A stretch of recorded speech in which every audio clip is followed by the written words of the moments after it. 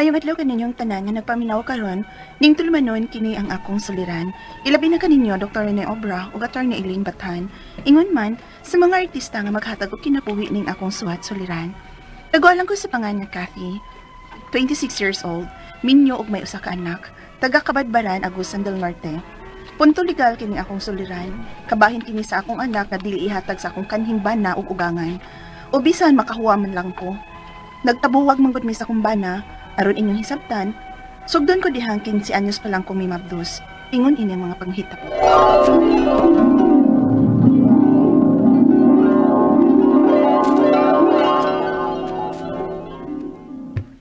Mabdos ka? Ma, pasilo ako ninyo ni Papa. Oo, kundi mo ka, te. 15 anyos pa lang ka. Kain na nakapapabdos ni mo, ha? Minor de edad ka pa. Ngayon lang ninyo kung saan si Ray, ma. Mga sawa man ko na siya na ako, ingat iyang parents. Unsa? Paato ba nga sa diri namo ni Papa ni mo? Ma, ako silang ingnon.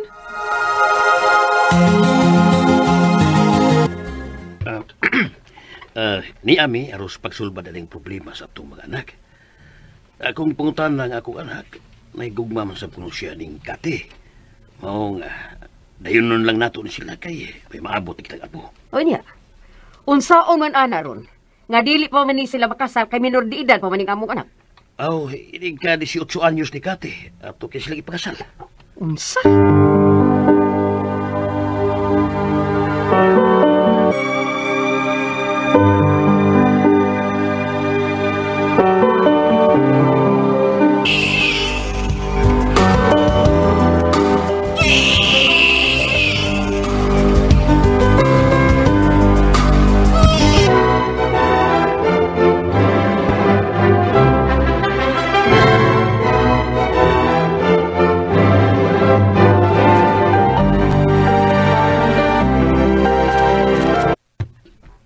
Kat?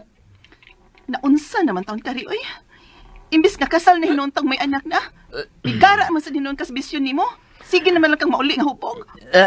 Ay, niagid na ko maabot sa akong bahay. Ang akong ilan na ng imo mangyaw-yaw. Sugod naman sa kagdahot, oy! Gipula naman ko yun itong kahimtang, Ray. Sige na lang kang ingon, anak. Imong sweldo at tura pa ingon sa imong inom. Muna ka maguna-unaan mo si mong anak. Ganong mabalaka man ko, ana ha? Nga naman silang mamagpapa nga nagpakaon na to. Taon, Ray, uy. Gusto sa taon kong hugunit o kwarta, uy. May panginahanglan ba ako isip babae? Halos di gani ko makapalit og napkin. Kung gusto kong makakupot og kwarta. Manarbaho na lang tingali ko, uy. Unsa to? Manarbaho ka? Gusto nyo ka makitaan sa mga lalaki, no? Unsa? Ha? Naunsa ka? Di na mo akong tuyo sa kong pagpanarbaho, uy! Ay! Suwaye! Ray! Ray, gisakitan ko, ha? Ngita kag laki? Ha? Ngita kag laki? Ray! Nagano lang yung panapat ako, ha? Di na kita makagwanta ni mo! Biyaan ka na kita mo! Biyaan ka na mong rinran!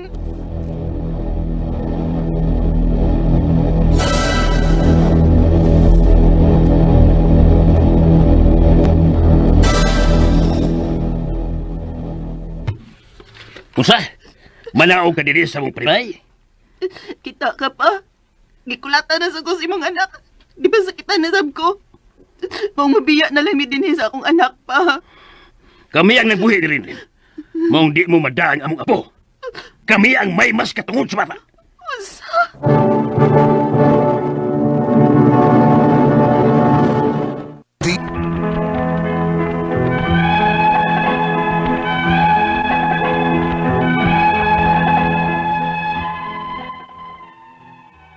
Nagkikbuwagit ko sa akong bana na itong higayuna. Sakit man nga wa na kumadaang akong anak, apan napugos na lang gyud ko og biya, kay kulatado manggit ko niya, ilabi na akong mahubog siya. Milarga kong Manila, na narbaho. Nagtigom kay nagplano ko nga kuhaon ko gyud ang akong anak kung makatigom na ko. Apan sa pagpauli na nako, mao kini ang akong naabtan. Unya, Si Ato, buntis nga babae. Kinsa ka? asawa ni Ray. Kinsa man pud ka? Unsa? Naminyo na di ko sab si Ray?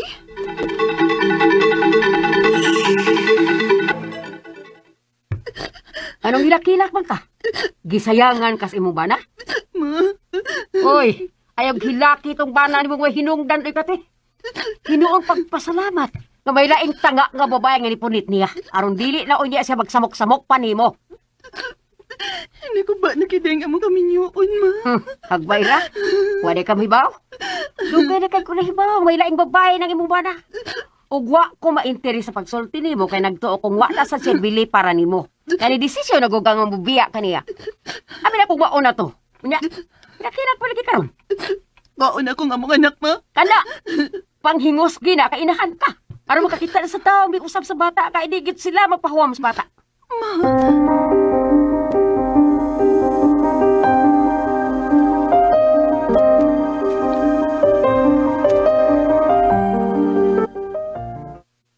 Unsa?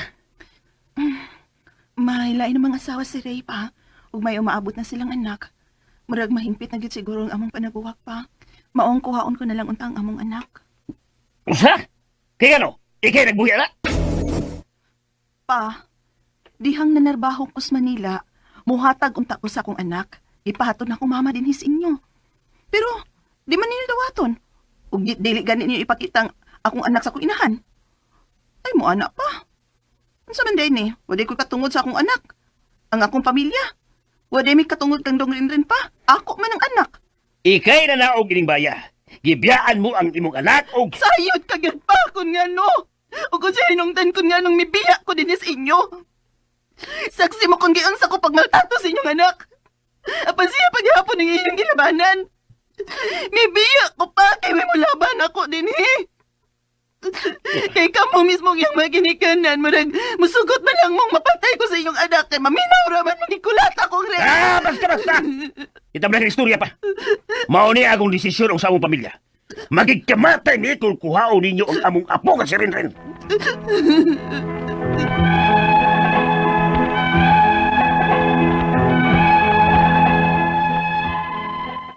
Wa ko gyud makuha ang akong anak nila. Mibalik na lang ko panarbaho ug nakakita na sab ko laing kaipon. Apan kuwang ang akong pagkatao, ang akong pagkababae, ang akong pagkainahan, nga wa sa akong kiliran ang akong anak.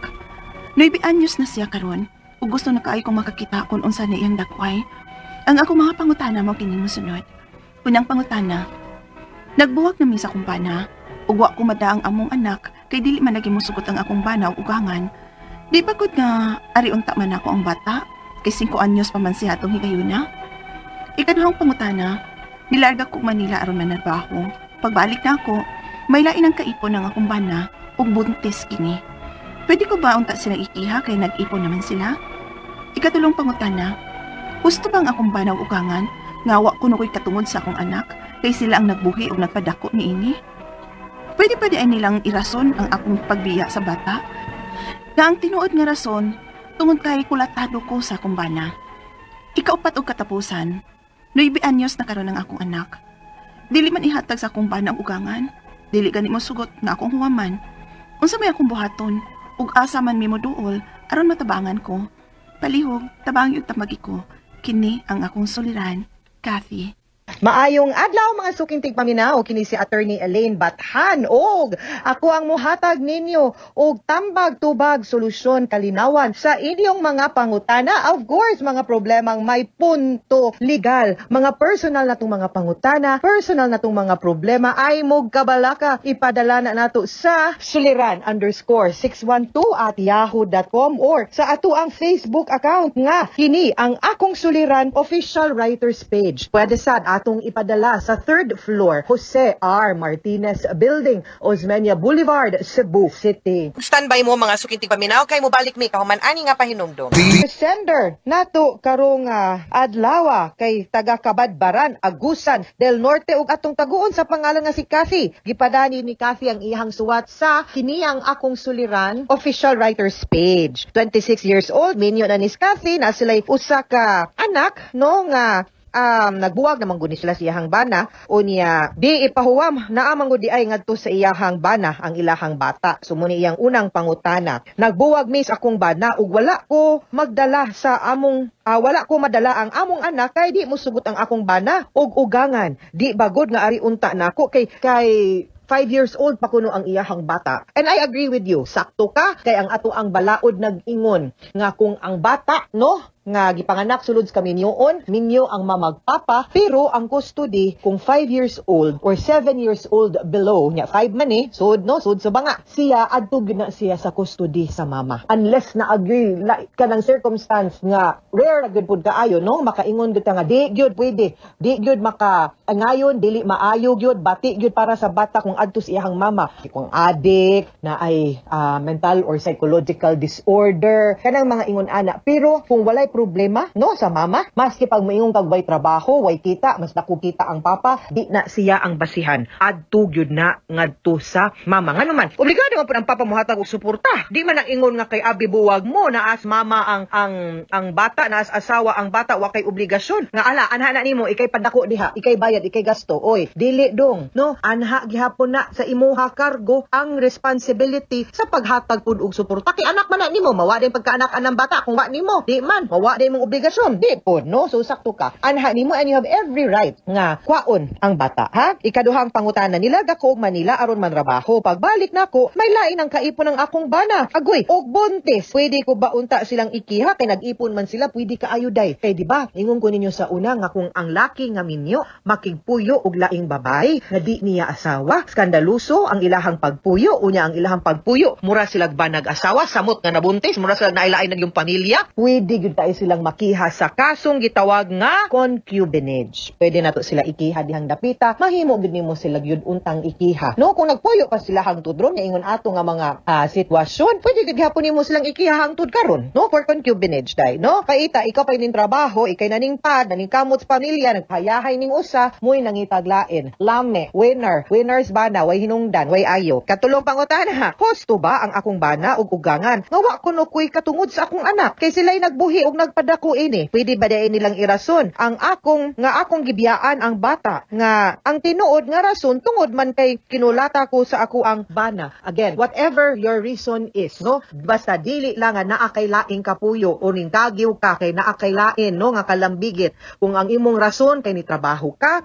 imong rason kay di ka gusto mahimong punching bags, imong abusado nga bana, whatever the reason, basta legal ug valid lang ang imong rason nganong nihawa ka ug wa na ka nakigpuyo, di mahimong rason na para ilahang gamiton para ma-hostage or kwaon nila ang custody sa bata nga ang balaod, like I said, is very clear. Below 7 years old, adto sa mama. Kung minyo, no, samot, kung illegitimate, atom ganis mama, samot na ni nga kaning minyo, unya 7 years old, adto dito, okay?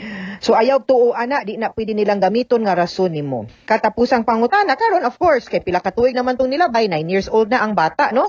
Dili man ihatag sa akong bana og ugangan, di gani mo sugot akong huwaman, unsa man ang akong buhaton ug asa man mo duol aron no matabangan siya. Okay, well this time around mag-need na gyud ta og intervention. Kung pwede mo gamit sa barangay or sa DSWD adto sa ta didto, no, or sa women and help desk sa pulis. Klaro man gud nang imong katungod. Now, ang akong i-explain nimo una sa tanan kani.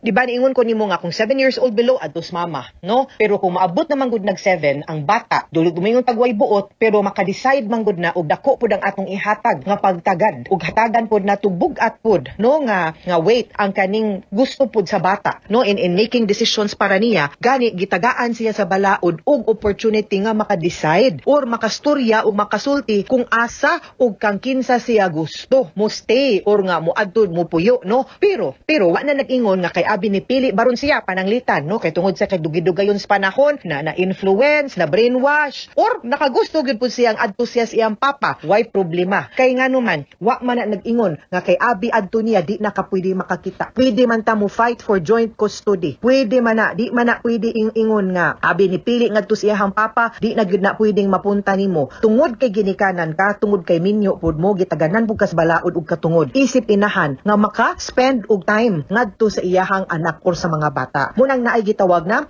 joint custody.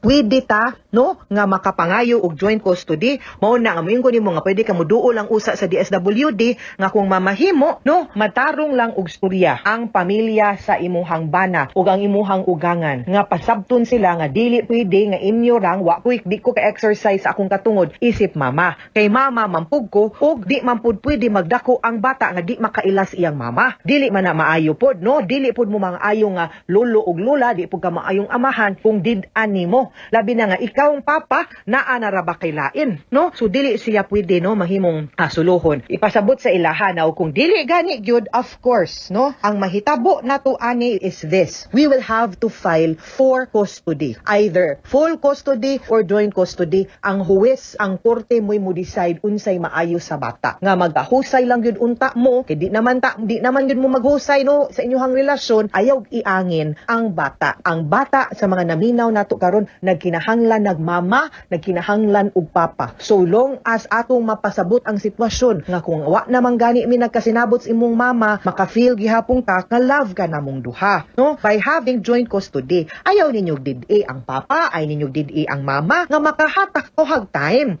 no? Dili man gani ayaw kamo pod nga mangayog panahon ay pod ninyo kidnapa. Sa panahon nga nagsabot mong iuli, kay time is up na sa imuhang oras ug panahon nga inyong nasabutan, ibalik pod. Ikaw pod kung time is up, ihatag pod ang bata. Kanang mga special occasions, sabutan na ninyo. Nga karon nga birthday, ako. Sunod tuig nga birthday, imo. Or gusto ka, paniod to nga kaon, imo. Panihapon, ako. Masabutan ramang gunin tanan. Unya, kanang inyong away, no? Sa mga mamagpapa. Muapil pang mga ugangan nga unta sa tinunan. Wa manggid unta mo'y labot, no? Yung mga apil-apil man mo, ay mo sigig huna-huna sa inyong kaugalingon. Huna-huna apod intaw ninyong bata. Kay kamo, lulog-lula, di man mo makapuno, no? Di man mo makahatag sa gugma pod sa usa ka inahan or amahan. So long as pananaw ninyo dili pod na bati, no, di man na rapist, dili abusado, dili kriminal, nagpakita man pod na gugma, pagpangga pod, no, sa iyahang anak, ayaw ninyo did-i kay makumpleto man ang development o pagkatao sa bata. Kung kumpleto pod ang iyahang nailhan nga membro sa iyang pamilya,